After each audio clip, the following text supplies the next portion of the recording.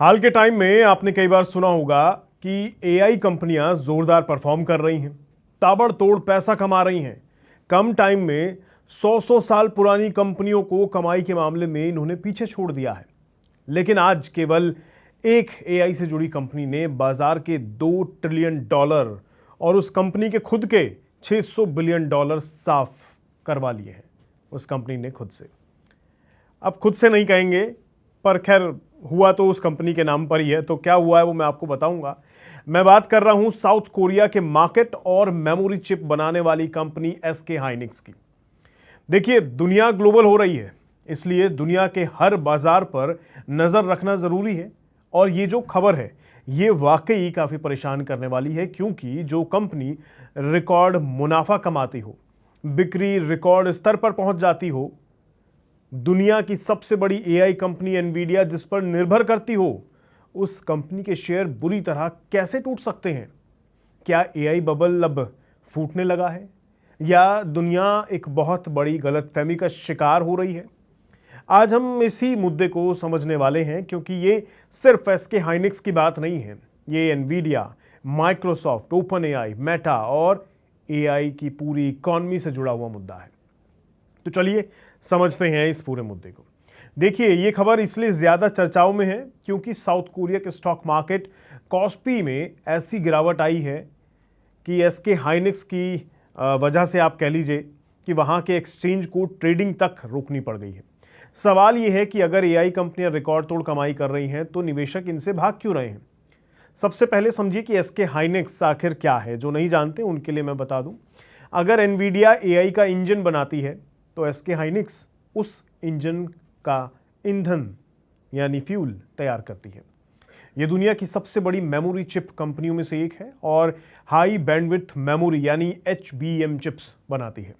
यही IBM chips Nvidia के AI GPUs में लगते हैं, जिनके दम पर ChatGPT, Gemini, Claude, Microsoft Copilot, Meta AI और अमेजॉन एडब्ल्यूएस जैसे एआई मॉडल्स के डेटा सेंटर चलते हैं। वहां एनवीडिया के जीपीयू के साथ एसके हाइनिक्स की मेमोरी चिप लगाई जाती है। यानी एआई रिवॉल्यूशन की पूरी सप्लाई चेन में एसके हाइनिक्स सबसे अहम कंपनियों में शामिल है। पिछले 2 साल में एआई बूम की वजह से कंपनी की कमाई और शेयर दोनों में विस्फोटक तेजी आई है। लेकिन फिर ऐसा क्या हुआ कि रिकॉर्ड मुनाफा कमाने वाली कंपनी के शेयर टूट गए? हाल ही में कंपनी ने अपने तिमाही नतीजे भी घोषित किए थे। रेवेन्यू रिकॉर्ड स्तर पर था, प्रॉफिट कई गुना बढ़ चुका था, एआई मेमोरी की मांग भी मजबूत बनी हुई है कंपनी के लिए। आम निवेशक सोचता है कि ऐसे नतीजों के बाद शेयर और ऊपर जाएंगे, लेकिन बाजार ने बिल्कुल उल्टा किया। एसके हाइनिक्स के शेयर तेजी से टूटने लगे। इसका कारण कंपनी की कमाई नहीं है, बल्कि बाजार की उम्मीदें थी। तो ध्यान से सुनिएगा कि हुआ क्या है। देखिए, शेयर बाजार वर्तमान यानी प्रेजेंट नहीं बल्कि भविष्य खरीदता है। निवेशकों को पहली बार लगा कि एआई की ग्रोथ जितनी तेज दिखाई दे रही थी, शायद उतनी तेज आगे नहीं रहने वाली। अब सवाल उठता है कि अचानक ये डर आया कहां से? इसकी शुरुआत एआई इंफ्रास्ट्रक्चर से होती है। पिछले 2 वर्षों में माइक्रोसॉफ्ट, अमेजॉन, गूगल, मेटा और ओपन एआई जैसी कंपनियों ने डेटा सेंटर्स पर सैकड़ों अरब डॉलर खर्च किए हैं। एनवीडिया के जीपीयू खरीदने की होड़ मची हुई है।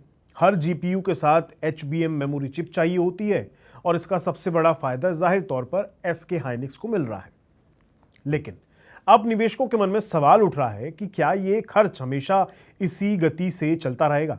अगर अगले 2-3 साल में डेटा सेंटर के एक्सपेंशंस धीमे पड़ गए तो इतनी सारी मेमोरी चिप्स की जरूरत कम हो जाएगी।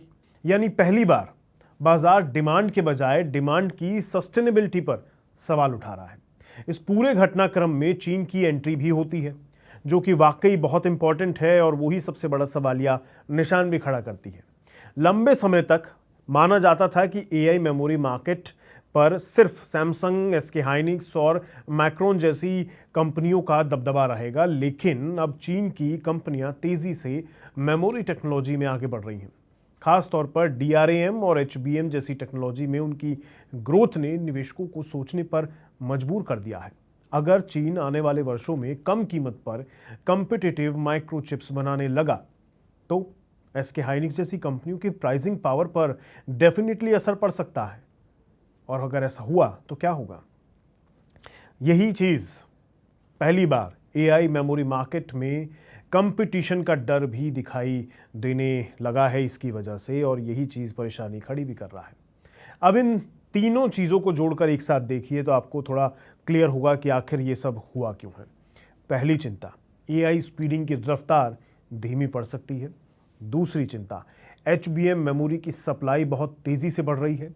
तीसरी चिंता, नई कॉम्पिटिटिव के रूप में उभर रहा है चीन। जब ये तीनों डर एक साथ बाजार में आए तो निवेशकों ने एआई से जुड़े शेयरों में मुनाफा वसूली शुरू कर दी, और इसका सबसे बड़ा झटका एसके हाइनिक्स को ही लगा। लेकिन असली धमाका तब हुआ जब इसका असर पूरे साउथ कोरिया के शेयर मार्केट पर दिखाई दिया।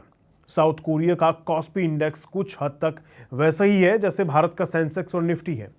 फर्क सिर्फ इतना है कि कॉस्पी में सैमसंग इलेक्ट्रॉनिक्स और एसके हाइनिक्स जैसी टेक कंपनियों का बहुत बड़ा वेटेज है। जैसे ही इन दोनों कंपनियों के शेयर टूटे, पूरा इंडेक्स धराशायी हो गया। गिरावट इतनी तेज थी कि बाजार में पैनिक सेलिंग शुरू हो गई। अगर नंबर्स में मैं आपको बताऊं ना, तो सैमसंग इलेक्ट्रॉनिक्स और एसके हाइनिक्स दोनों मिलकर इंडेक्स के कुल वेटेज का 50% से भी ज्यादा हिस्सा रखते हैं। इसलिए जब एसके हाइनिक्स का शेयर लगभग 10% और सैमसंग करीब 5% टूटा, तो पूरा कॉस्पी इंडेक्स एक दिन में करीब 6% गिर गया। इससे पहले वाले दिन भी इंडेक्स करीब 11% लुढ़क गया था, यानी सिर्फ 2 दिन के ट्रेडिंग सेशन में कॉस्पी 12% से ज्यादा टूट गया और अपने हालिया हाई से लगभग 40% नीचे आ गया। इस गिरावट से सिलॉय के शेयर बाजार से करीब $2.18 ट्रिलियन की मार्केट वैल्यू साफ हो गई। हालात इतने खराब हो गए कि कोरियन एक्सचेंज को 20 मिनट के लिए सर्किट ब्रेकर लगाकर ट्रेडिंग को रोकना पड़ा ताकि पैनिक सेलिंग को कंट्रोल किया जा सके। लेकिन सिर्फ एसके हाइनिक्स की वजह से पूरा बाजार कैसे टूट गया, ये लोगों को समझ नहीं आता है। इसका सीधा सा एक जवाब है, इसका जवाब है लिवरेज में। दरअसल पिछले कुछ महीनों में दक्षिण कोरिया के लाखों छोटे निवेशकों ने उधार लेकर एआई शेयर खरीदे थे। जब शेयर गिरने लगे तो मार्जिन कॉल शुरू हो गए। जिन निवेशकों ने कर्ज लेकर निवेश किया था उन्हें मजबूरन अपने शेयर बेचने पड़े। इस फोर्स्ड सेलिंग ने गिरावट को और तेज कर दिया। यानी ये सिर्फ खराब सेंटिमेंट नहीं थे, बल्कि लिवरेज की वजह से क्रैश कई गुना बढ़ता हुआ दिखाई दिया। यानी उधार वाला खेल यहां नुकसान पहुंचा गया। अब सबसे बड़ा सवाल, क्या इसका मतलब एआई का बबल फूट गया है या फूटने की कगार पर है? देखिए, इसका जवाब फिलहाल तो ये है कि नहीं, ऐसा कुछ नहीं है। क्योंकि अगर आप फंडामेंटल्स देखें तो एआई की मांग अभी भी बहुत मजबूत है। एनवीडिया के ऑर्डर भरे हुए हैं। माइक्रोसॉफ्ट, अमेजॉन, गूगल और मेटा अभी भी एआई इंफ्रास्ट्रक्चर पर निवेश कर रहे हैं। एसके हाइनिक्स का बिजनेस भी कमजोर नहीं हुआ है, लेकिन बाजार अब सिर्फ ग्रोथ नहीं देख रहा है, बल्कि ग्रोथ की स्पीड देख रहा है। पिछले 2 वर्षों में एआई कंपनियों की वैल्यूएशन इतनी तेजी से बढ़ी है कि अब निवेशकों को हर तिमाही में चमत्कार चाहिए, और चमत्कार तो हर बार होता नहीं। अगर कोई कंपनी रिकॉर्ड प्रॉफिट कमाकर भी उम्मीद से थोड़ा पीछे रह जाए तो बाजार उसे तुरंत सजा दे देता है। उन्हें लगता है कि अरे ये तो नुकसान कर गई, लेकिन ऐसा तो नहीं है ना। टेक्निकली कंपनी नुकसान में नहीं है, लेकिन लोगों के, निवेशकों के नज़रिए से कुछ वैसा सही दिखाई देता है। यही इस बार एसके हाइनिक्स के साथ हुआ है।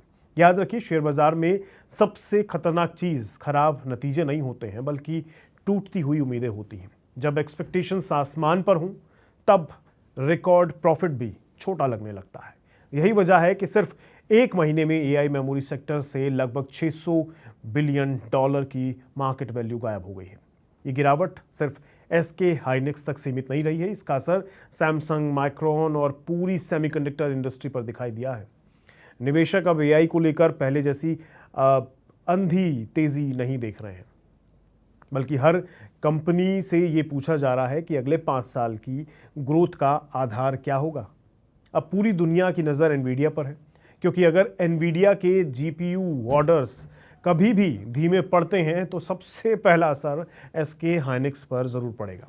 उसके बाद सैमसंग, माइक्रोन, टीएसएमसी और पूरी एआई सप्लाई चेन प्रभावित होगी। यानी एसके हाइनिक्स की गिरावट सिर्फ एक कंपनी की गिरावट नहीं होगी, ये पूरी एआई इकॉनमी के लिए वार्निंग सिग्नल जैसे है। कि अब सिर्फ एआई का नाम काफ़ी नहीं होगा। कंपनियों को लगातार ये साबित करना होगा कि उनकी कमाई और ग्रोथ वास्तव में टिकाऊ है भी या फिर नहीं। आपका इस मुद्दे पर क्या कहना है, कमेंट बॉक्स में ज़रूर बताइएगा। मैं मिलूंगा आपसे अगली वीडियो में, तब तक के लिए दीजिए इजाज़त। नमस्कार।